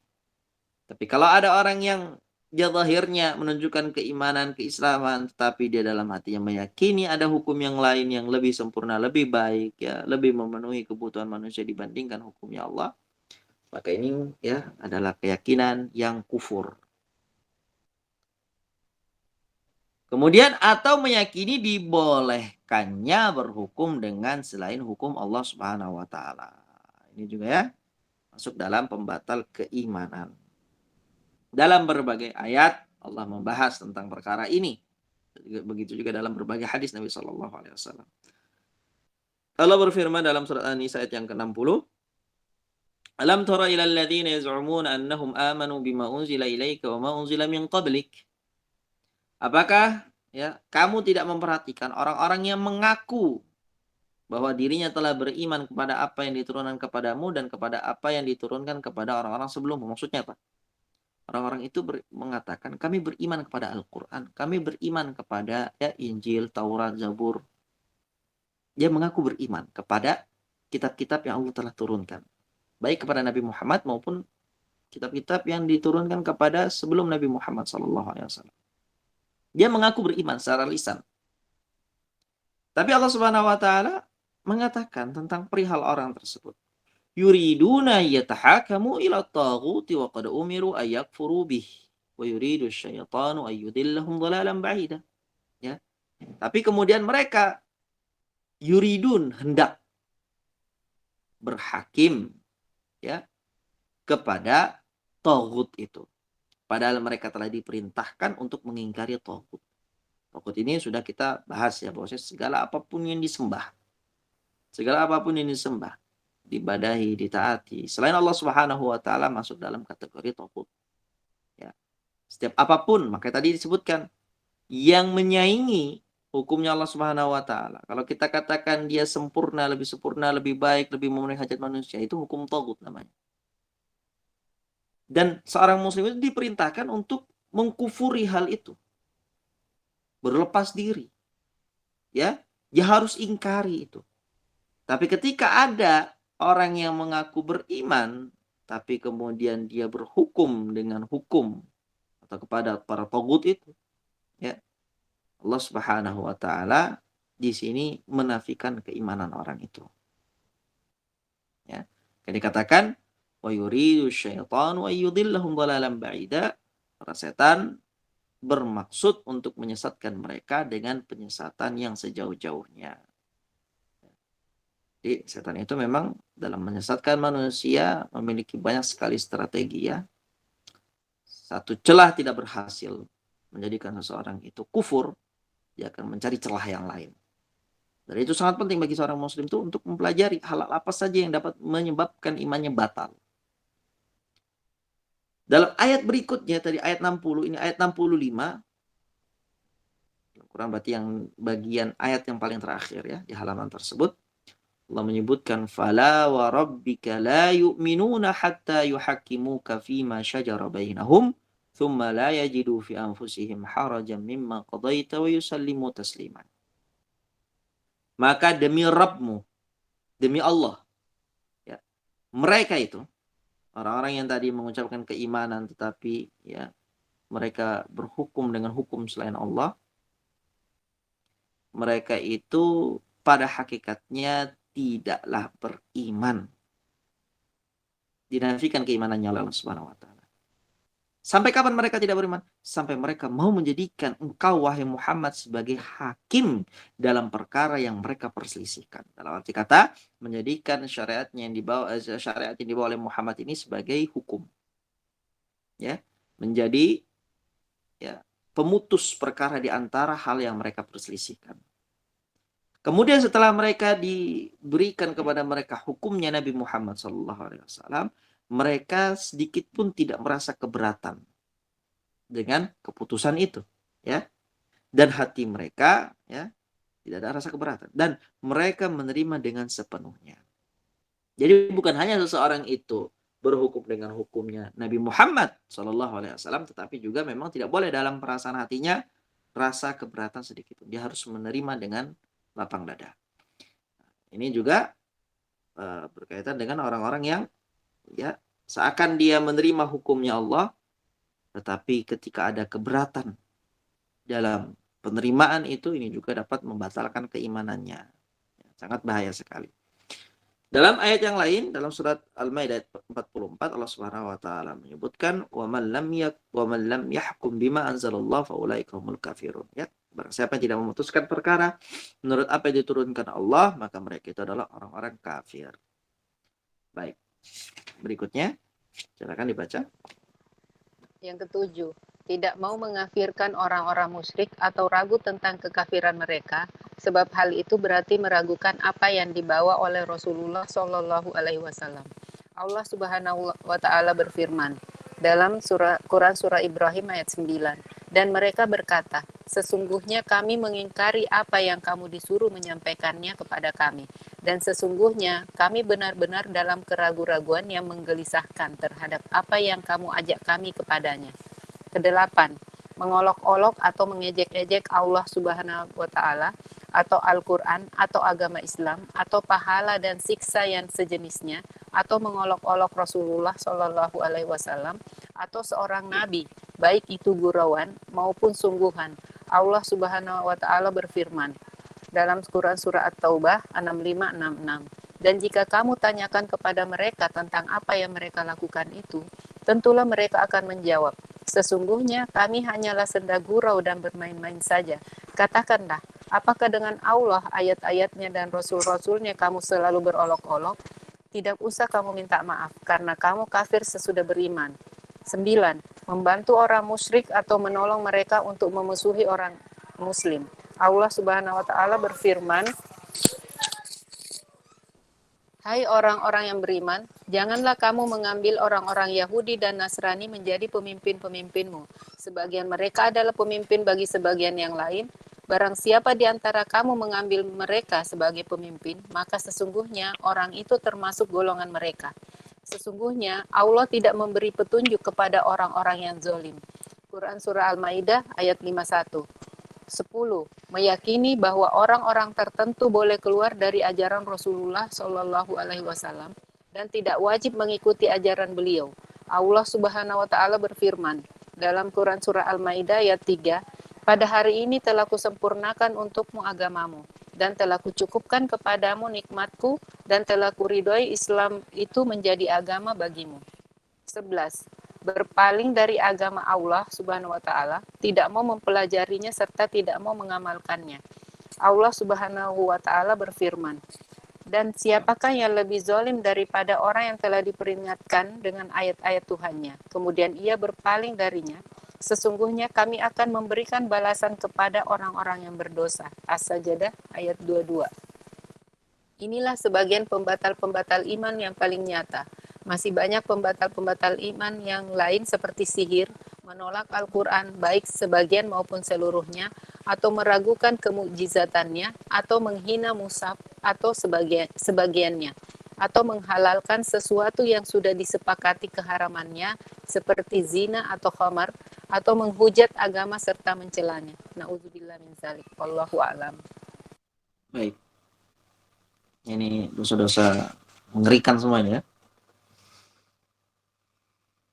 Baik, yang ketujuh adalah tidak mau mengkafirkan orang-orang musyrikin atau ragu tentang kekafiran mereka, sebab hal itu berarti meragukan apa yang dibawa oleh Rasulullah SAW. Ketika Allah mengatakan orang ini kafir, orang ini musyrik, ya, orang ini munafik, ya, maka keyakinan kita sebagai seorang mukmin adalah membenarkan setiap apapun yang Allah sebutkan. Juga ketika Nabi SAW katakan yang seperti adalah orang-orang kafirin, orang-orang musyrikin, ya, orang-orang ya munafikin, ya, maka di antara konsekuensi keimanan kita adalah membenarkan setiap apa yang Nabi informasikan kepada kita. Ketika kita tidak mau untuk mengatakan sebagaimana apa yang dikatakan oleh Allah dan Rasulnya, berarti ini sama saja kita meragukan. Ini ya, ilahnya itu di sini ya. Kita meragukan apa yang disampaikan oleh Allah dan Rasulnya. Nah, di sini Allah Subhanahu wa taala menceritakan dalam surah Ibrahim ayat 9 tentang bagaimana orang-orang kafirin itu mereka meragukan Nabi Muhammad sallallahu alaihi wasallam. Orang-orang musyrikin itu meragukan, ya. Dan orang-orang yang seperti inilah yang kemudian ya Nabi sallallahu alaihi wasallam ya divonis oleh Nabi sallallahu alaihi wasallam sebagai orang-orang musyrikin, orang-orang kafirin. Wa qalu inna kafarna bima ursiltum bih wa inna lafi syakkim mimma tad'unana ilaihi murid. Dan mereka berkata, sesungguhnya kami mengingkari apapun yang kamu disuruh untuk menyampaikan hal-hal itu pada kami. Kami kafir dari syariat yang engkau bawa, wahai Muhammad. Ini terang-terangan ya, jelas sekali ya. Mereka ini orang-orang kafirin yang asliin, orang-orang kafir asli. Mereka dengan terang benderang menyatakan kami kafir dari syariatmu, wahai Muhammad. Kami ingkari syariatmu, wahai Muhammad. Wa inna fi syakkim mimma tad'unana ilaihi murib. Terhadap apa yang engkau dakwahkan kepada kami, benar-benar kami berada dalam keraguan akannya. Ya. Mereka adalah orang-orang yang menolak syariat Nabi Muhammad. Mereka adalah orang yang tidak mau untuk tunduk kepada Nabi Muhammad. Ya. Mereka adalah orang-orang yang tidak mau untuk taat kepada Nabi Muhammad SAW. Dengan terang benderang. Ya. Makanya seperti ini ada statusnya jelas dalam agama. Ya. Orang kafirin, orang-orang musyrikin. Maka tidak boleh seseorang itu kemudian ya tidak mau untuk memvonis apa yang telah divonis oleh Allah dan Rasulnya. Baik. Yang kedelapan adalah mengolok-ngolok atau mengejek-ngejek Allah Azza wa Jalla atau Al-Quran atau agama Islam atau pahala dan siksa dan yang sejenisnya. Atau mengolok-ngolok Rasulullah SAW atau seorang Nabi baik itu gurauan maupun sungguhan. Sehingga dalam tema agama ini tidak boleh sama sekali dijadikan lelucon. Tidak boleh dijadikan sebagai bahan tawa. Ya, sangat miris sekali ketika seorang dai ya hanya untuk menjadikan ya dakwahnya ini adalah dakwah yang diterima oleh masyarakat, tetapi dia harus menjadi seorang yang bersenda gurau, atau seorang yang sukanya ya bercanda. Ke dalam Agama ini tidak ada sesuatu yang bisa dijadikan lelucon, tidak ada sesuatu yang bisa dijadikan bahan olok-olokan. Ya, semua yang dibawa oleh Allah, yang dibawa oleh Nabi Muhammad SAW dari Allah Azza wa Jalla adalah sesuatu yang mulia. Ya, tidak bisa dijadikan sebagai bahan lelucon sedikit pun. Baik, ini bercanda maupun beneran, ya, maka hukumnya sama, imannya batal. Wala in sa'altahum. Dan kalau kamu tanyakan kepada mereka, orang-orang ya munafikin di sini ya konteksnya, atas apa yang telah mereka ya katakan kepada Nabi Shallallahu Alaihi Wasallam. Layaqulunna, layaqulunna. Benar-benar mereka akan mengatakan innama kunna nakhudu wa nal'ab. Ya Rasulullah, kami itu tadi hanya bersenda gurau dan bermain-main saja. Mereka ini ya, mengolok-olok Nabi. Katakan oleh mereka tidak ada orang yang lebih lebih penakut, lebih pengecut dibandingkan Muhammad. Mereka katakan ini, kata mereka apa? Hanya untuk bersenda gurau, hanya untuk bercanda, hanya untuk main-main. Tapi kata Allah Azza wa Jalla, "Qul abillahi wa ayatihi wa rasulihi kuntum tastahzi'un." Katakan Muhammad kepada mereka, apakah dengan Allah? Apakah dengan ayat-ayatnya Allah? Apakah dengan Rasulnya Allah kalian berolok-olok? Kalian jadikan bahan tertawa, senda gurau? Ya. La ta'tadiru, kata Allah. Tidak usah kalian meminta maaf. Qad kafartum ba'da imanikum, karena sesungguhnya kalian telah kafir sesudah kalian beriman. Ini ancaman yang sangat keras bagi orang-orang yang mengolok-olok ya Allah, Rasulnya maupun apapun yang dibawa oleh Nabi Muhammad SAW. Kemudian 9 adalah membantu orang-orang musyrikin atau menolong mereka untuk memusuhi orang muslim. Ya, ini haram, ya, dapat menyebabkan seorang itu batal keimanannya. Dia membantu orang musyrik, membantu orang kafirin untuk memerangi, untuk memusuhi orang muslim. Ya, ini loyalitas ini ya, walal bara.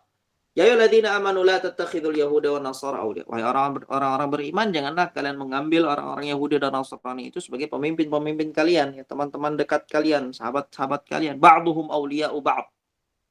Sebagian dari mereka adalah pemimpin bagi yang lain. Mereka tuh saling berloyalitas antara mereka satu dengan yang lainnya. Wa may yatawallahum minkum fa innahu minhum. Orang siapa di antara kalian ada yang mengambil mereka sebagai pemimpinnya, ada yang berwala kepada mereka, maka fa innahu minhum, maka sungguhnya orang itu adalah golongan dari mereka. Innallaha la yahdil qaumadh dhalimin, dan Allah tidak memberikan petunjuk kepada orang-orang yang zalim. Poin yang ke-10, meyakini bahwa orang-orang tertentu ya boleh keluar dari ajaran Rasulullah dan tidak wajib mengikuti ajaran beliau. Ini banyak sekali keyakinan-keyakinan seperti ini ya. Mereka katakan wali si fulan, wali ini, waliullah ini si fulan, ya, nggak wajib sholat, ya, tidak wajib untuk bersyariat dalam ya, istilah mereka katakan, karena ini adalah wali, ya, wali mereka katakan dan mereka yakini boleh keluar dari ajaran Rasulullah atau tidak wajib kepada mereka untuk mengikuti ajaran Rasulullah. Allah berfirman, "Al-yawma akmaltu lakum dinakum wa atmamtu 'alaikum ni'mati wa raditu lakumul Islam madina." Pada hari ini telah kusempurnakan agamamu dan telah kucukupkan kepadamu nikmatku dan telah kuridai Islam itu sebagai ajaran agamamu. Jadi dalam ayat ini Allah telah menyampaikan ajaran Islam itu sudah sempurna. Semua orang itu memiliki kewajiban untuk mengikuti Nabi SAW. Tidak ada kedua lain selain Nabi di dalam Islam. Maka ketika ada seseorang yang dia mengaku masuk ke dalam Islam, beriman kepada Allah dan Rasulnya, tetapi amalannya menyelisihi amalan Nabi SAW, ya, seperti dia tidak mau untuk melakukan sholat, ya, berperilaku seperti orang gila, ya, maka ini tidak mencerminkan sedikit pun dari syariat yang dibawa oleh Muhammad. Semua yang datang dan masuk ke dalam lingkup umat Nabi Muhammad, mereka wajib untuk mengikuti ajaran Nabi Muhammad. Tidak ada seorang pun, satu pun yang boleh keluar dari syariat Nabi Muhammad. Baik, yang ke-11, berpaling dari agama Allah Azza wa Jalla, tidak mau mempelajarinya serta tidak mau mengamalkannya. Allah berfirman, "Wa man adlamu mimman dzukira bi ayati rabbih tsumma a'rada 'anha inna minal mujrimina muntaqimun." Ya. Dan siapakah yang lebih zalim daripada orang-orang yang telah diperingatkan dengan ayat-ayat Rabb-nya kemudian dia berpaling darinya. Sesungguhnya kami akan memberikan pembalasan kepada orang-orang yang berdosa. Ini merupakan salah satu pembatal keimanan. Sudah diingatkan, kemudian berpaling. Ya, ini juga masuk dalam kategori sombong. Batarul haqqi wa ghamtun nas. Disebutkan inilah sebagian. Sebagian ya, bukan seluruhnya pembatal keimanan, tapi sebagian pembatal-pembatal iman yang paling nyata. Masih banyak pembatal-pembatal keimanan yang lain seperti sihir, menolak Al-Quran, baik sebagian maupun keseluruhan, ataupun meragukan kemukjizatan Al-Quran, atau menghina mushaf, atau sebagian, atau menghalalkan sesuatu yang sudah disepakati keharamannya seperti zina atau khamar, atau menghujat agama serta mencelanya. Na'udzubillahi min dzalik, wallahu taala a'lam. Baik, itu mungkin yang dapat kita bahas pada pertemuan kali ini. Insyaallah pada kesempatan yang akan datang kita akan masuk ke soal-soal latihan pasal 4. Juga ya masuk ke dalam pasal yang kelima, hukum pelaku dosa besar, lanjut dengan hukum pelaku dosa kecil ya, dan setelahnya insyaallah tabaraka wa taala. Barakallahu fikum wa jazakumullahu khair wa ahsanallahu ilaikum.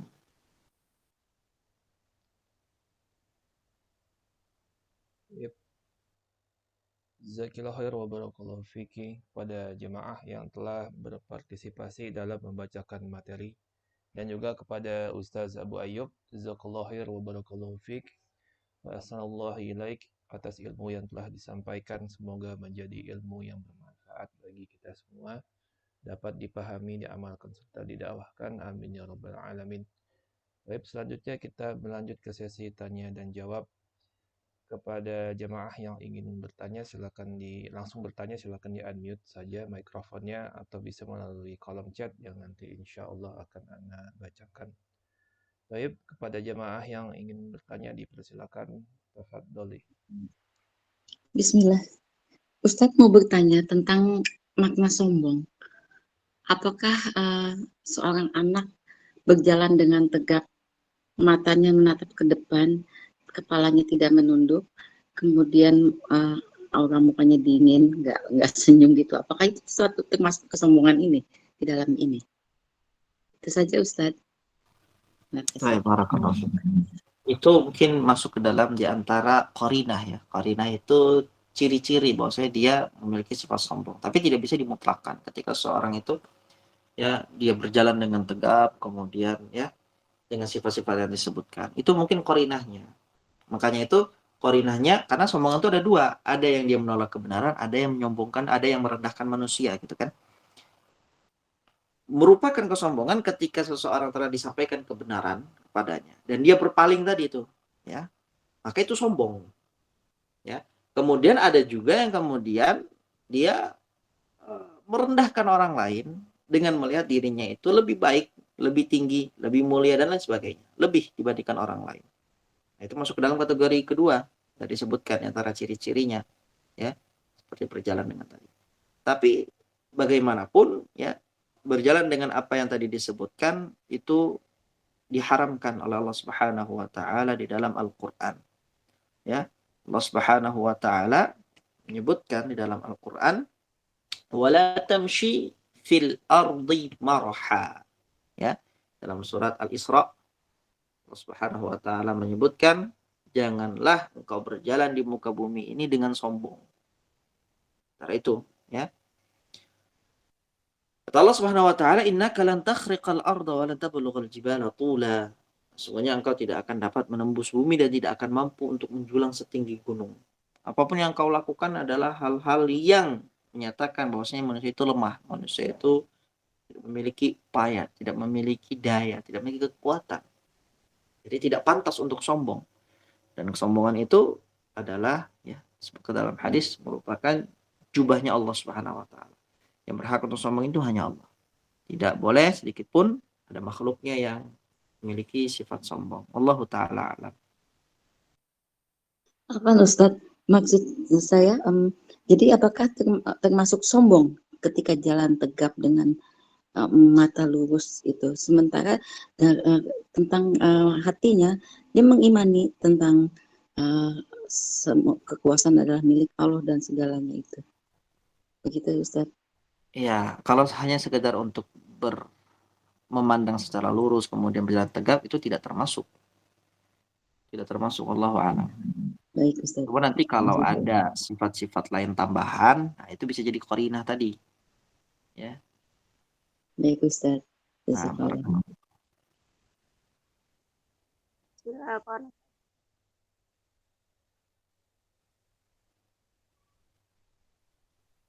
Baik, jazakumullah khair wa barakallahu pada atas jawaban dari Ustaz Abu Ayyub. Silakan bagi jemaah yang ingin bertanya selanjutnya. Ya, Ustaz. Jika seseorang yang lebih muda, biasanya akhlak yang baik adalah berjalan di belakang, tetapi yang ada kalanya orang tua itu malah mempersilahkan anaknya untuk berjalan di depan. Itu bagaimana sebaiknya, Ustaz? Masalah jalan ya, itu masuk dalam bab adab, Ya, masuk Ustaz. dalam bab akhlak. Dan masalah bab akhlak dan adab ini kembali kepada urf, ya, kembali kepada adat istiadat dalam permasalahan ini ya. Baik itu jalan di depan maupun di jalan belakang. Ya. Kalau dalam suatu urf, suatu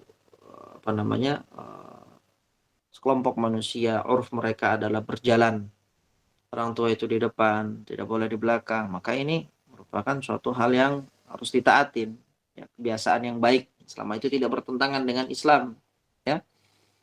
Tapi kalau memang suatu daerah itu tidak ada hal-hal yang seperti itu, misalnya di mana di kalangan orang-orang Badui misalnya, orang-orang Arab Badui, tidak ada hal-hal yang semacam ini, maka mereka tidak terdapat taklif kepada mereka dalam hal-hal ini gitu kan. Jadi ini kembali kepada urfnya, kembali kepada adat istiadat, ya. Seperti misalnya makan di tengah jalan, ya. Makan tengah jalan bagi orang Indonesia biasa, tapi bagi orang Arab itu aib, ya. Makan di tengah jalan itu aib sekali, ya. Seorang itu makan tuh di rumah, tidak boleh makan di luar, atau di restoran saja. Di luar itu tidak boleh.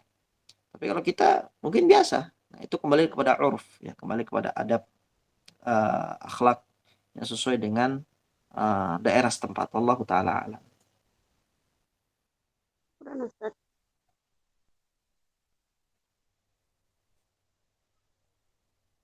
Jazakumullah khairan wa barakallahu fikum pada jamaah yang telah bertanya dan jawaban dari Ustaz Abu Ayyub. Mungkin satu pertanyaan lagi, dipersilakan kembali pada jamaah yang ingin bertanya. Assalamualaikum warahmatullahi wabarakatuh. Waalaikumsalam. Ustadz, di halaman 17 itu disebutkan bahwa cabang yang paling utama adalah tauhid yang wajib bagi setiap orang, yang mana tidak satu pun cabang iman itu menjadi sah kecuali sesudah sahnya tauhid. Begitu ya Ustadz? Iya. Artinya di sini betapa pentingnya tauhid gitu loh Ustadz. Nah, saya mengambil kepada wakilnya, artinya realita Ustadz. Realita yang terjadi ternyata kebanyakan kita, termasuklah di sini kalau tidak boleh bilang kata kami, mungkin saya secara pribadi, kenapa sekarang baru sudah tua belajar tauhid gitu loh Ustaz. Padahal ini kan yang lain misalnya sholat gitu loh. Sedangkan sholat itu tidak akan bernilai, puasa sampai haji, apapun yang dilakukan kecuali didasarin hal yang seperti ini. Tauhid gitu loh Ustaz. Keimanan, artinya akidah yang benar, dan tidak diawalin seperti itu. Dan kalau kita lihat dari tadi pembatal-pembatal keislaman yang luar biasa, itu ada beberapa, itu sama sekali kan kebanyakan kita yang beriman, katanya Islam gitu Ustaz, tapi jauh dari ilmu yang demikian gitu Ustaz, tidak mengenal adanya pembatal gitu Ustaz.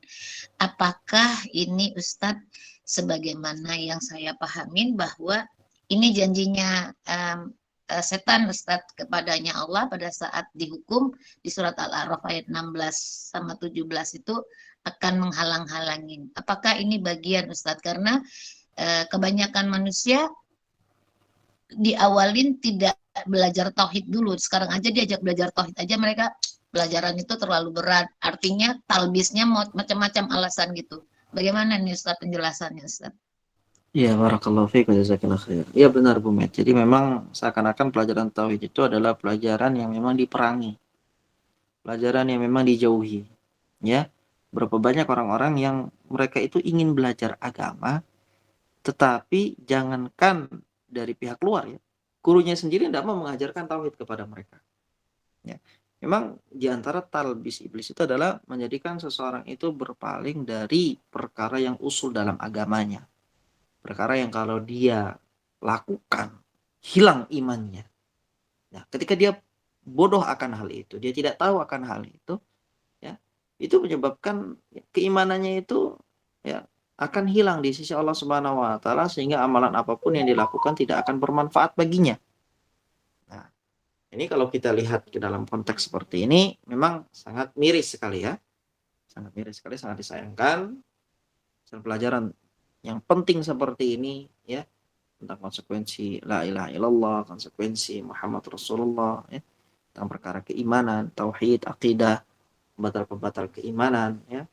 Itu semakin hari semakin jauh kaum muslimin dari mempelajarinya. Hanya orang-orang tertentu saja yang mempelajarinya. Hanya orang-orang tertentu saja yang fokus untuk ya, membahasnya dan mengkajinya.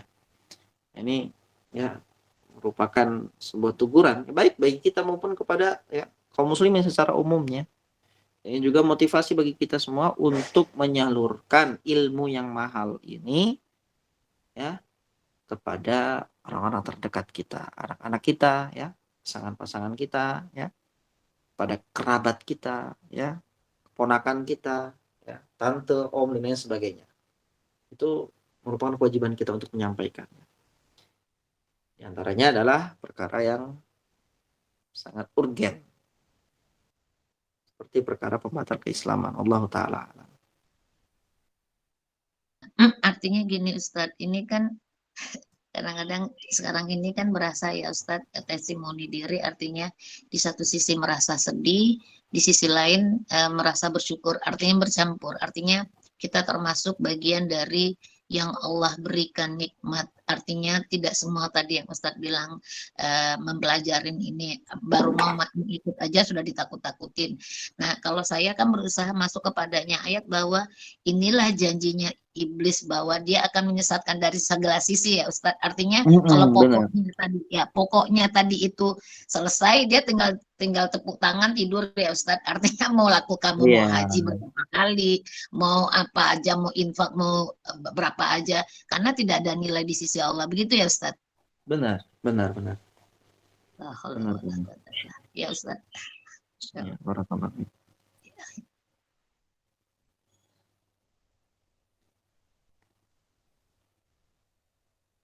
Baik, jazakumullah khairan wa barakallahu fikum. Ada jamaah yang telah bertanya dan jawaban dari Ustaz Abu Ayyub. Sebelum kajian diakhiri, ana mewakili jamaah mengucapkan jazakallahu khair wa barakallahu fik wa ahsanallahu ilaik atas keluangan waktu, ilmu dan nasihat yang telah disampaikan oleh Ustaz Abu Ayyub. Hafizahullah taala. Semoga Ustaz dan keluarga serta kita semua selalu berada dalam lindungan Allah taala, diberi kekuatan untuk istiqomah di atas jalan yang lurus. Allahumma amin. Baik. Mari kita tutup majelis ini dengan membaca doa kafaratul majelis. Subhanakallahumma wa bihamdika asyhadu an la ilaha illa anta astaghfiruka wa atubu ilaik. Wassalamualaikum warahmatullahi wabarakatuh. Waalaikumsalam warahmatullahi wabarakatuh. Jazakallah khair Ustaz. Barakallahu fiik. Waalaikumsalam warahmatullahi wabarakatuh.